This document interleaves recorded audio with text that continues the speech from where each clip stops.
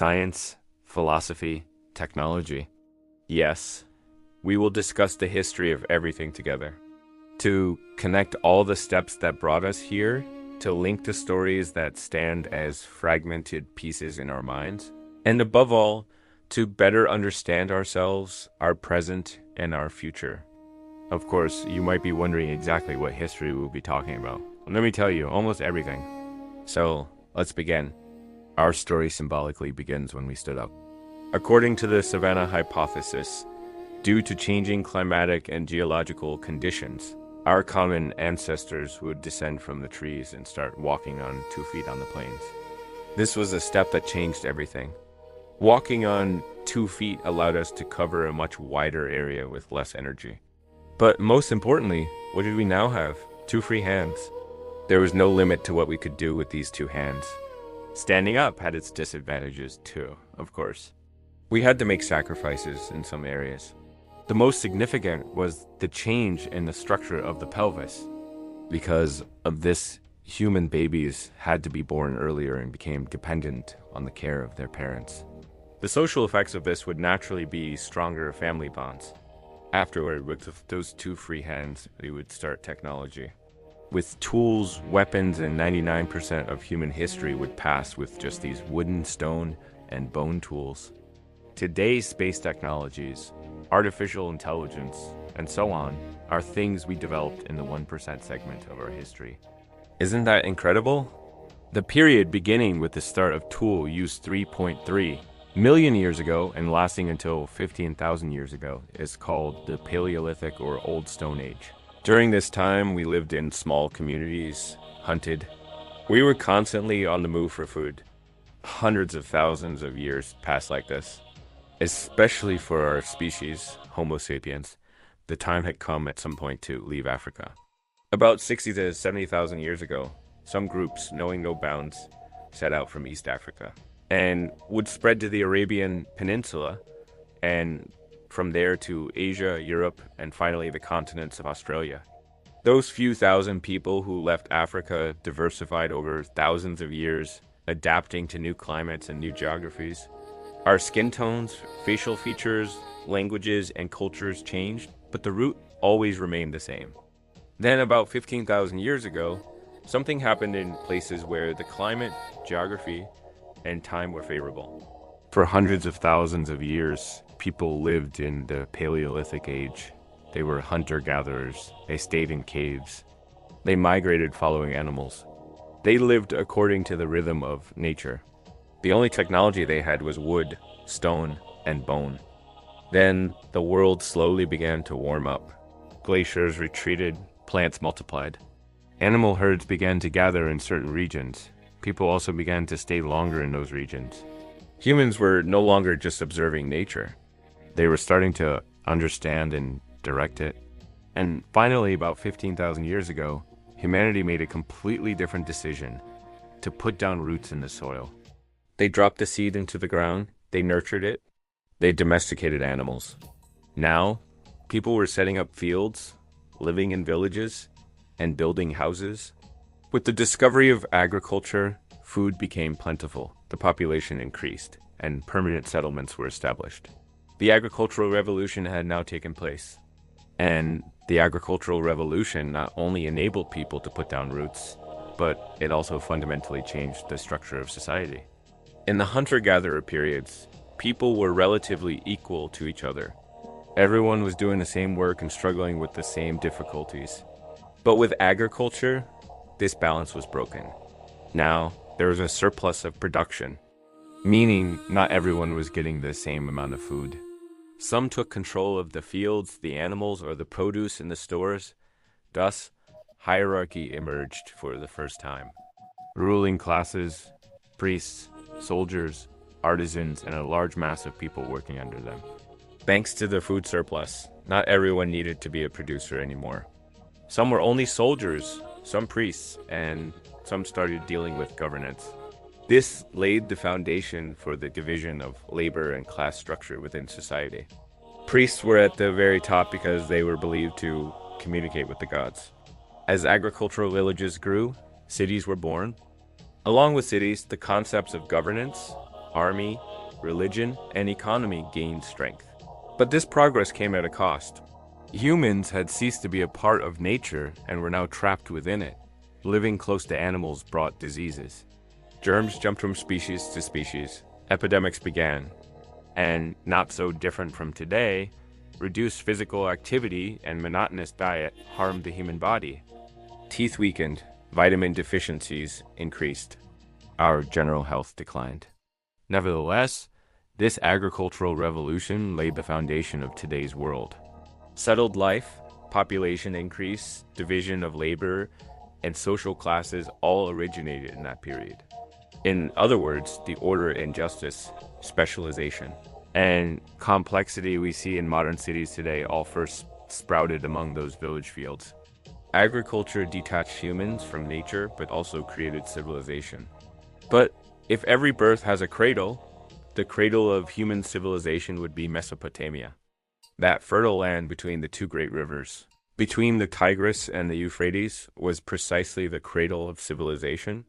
The fertile alluvium left by these two rivers overflowing every year enriched the soil extraordinarily, offering people a permanent dwelling place. That is why the first settlements appeared here. Archaeological findings show that the oldest villages in the Mesopotamian plain date back to 6500 BCE. That is the Ubaid period. Then began the Uruk period, around 4100 BCE. The Bronze Age had not even started yet. But here, cities were rising, trade was flourishing, and society was taking on a complex structure. During this period, humanity founded the Sumerian civilization for the first time. Large city centers replaced small villages. Each city had a ruler, a temple, and a god. This growth also necessitated a more organized administration. It was now necessary to keep a record of the products harvested from the fields, the taxes, and the temple goods. Cuneiform was initially used only for record keeping. But over time, it began to carry laws, legends, prayers, and even epics. Thus, the human voice gained a permanent form for the first time.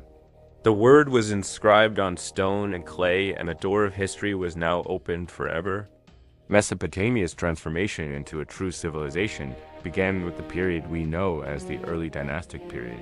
Around 3000 BCE, cities were no longer just settlements, but centers of power in their own right.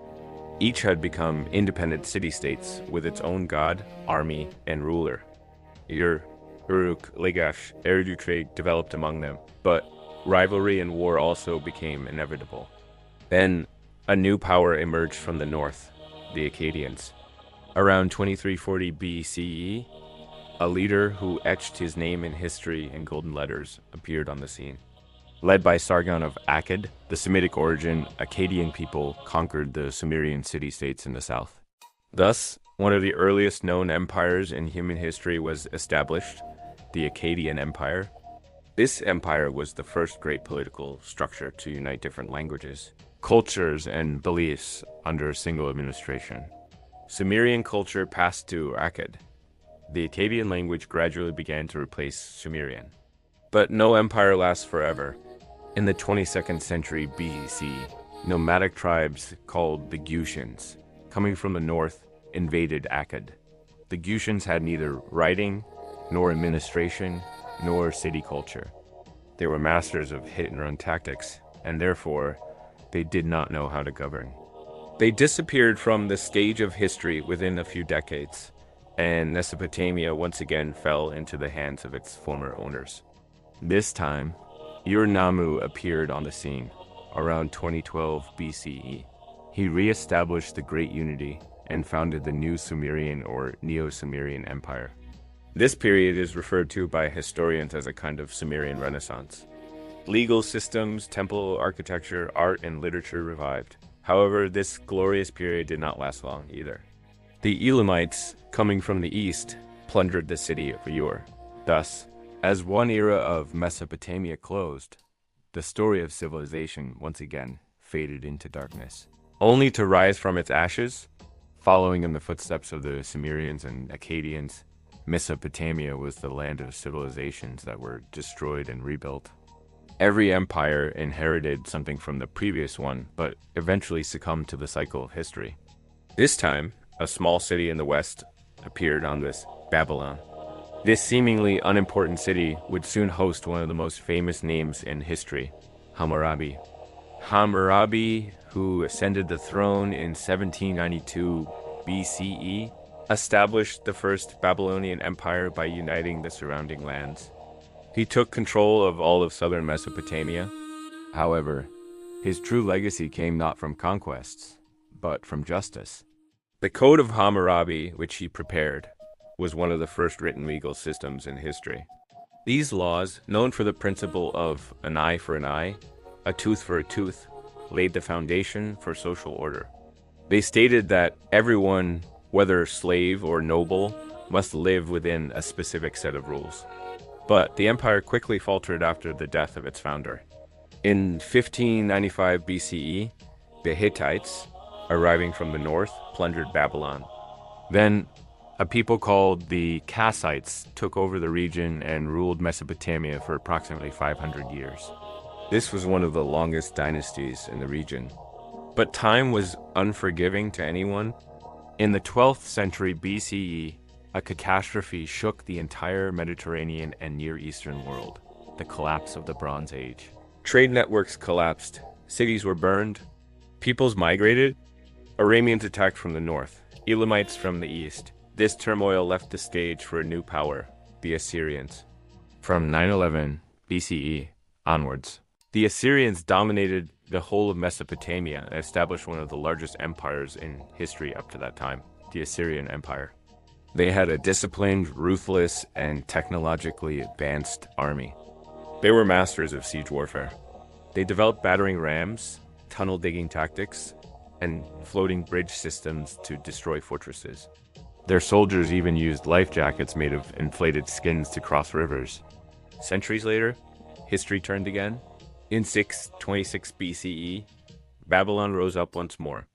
It rebelled against the Assyrians, gained its independence, and established the new Babylonian or Chaldean Empire. They quickly allied with the Medes from Iran, overthrew the Assyrians, and became the rulers of Mesopotamia. The most famous king of this period was Nebuchadnezzar II. His name is associated with both destruction and splendor. In 587 BCE, he razed Jerusalem to the ground. He sent thousands of Jews into exile in Babylon. This event would go down in history as the Babylonian captivity, but legends also speak of the Hanging Gardens of Babylon, which rose during his time. It is not definitively known for whom or for which love they were built, but those gardens are still remembered as a symbol of humanity as longing for beauty beyond stone and soil.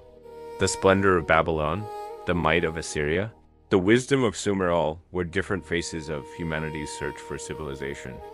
For thousands of years, Mesopotamia became the laboratory of empires that were born and destroyed. Each taught humanity something new: writing, law, order, and even the limits of power. But history never stays in one place. This story, which began between the rivers, was about to cross the flood boundaries, because humanity was now busy not only building cities but uniting the world. New empires were appearing on the horizon, trying to gather different cultures, languages, and beliefs under one roof. Civilization was moving from Mesopotamia to the lands of Persia, and from there to the blue waters of the Mediterranean. And this was the door opening to perhaps the most exciting phase of human history. An age where kings were deified, armies crossed continents, and ideas became more enduring than empires. In the next episode, we will talk about the birth of this new world. Don't forget to subscribe and turn on notifications so you don't miss the future episodes.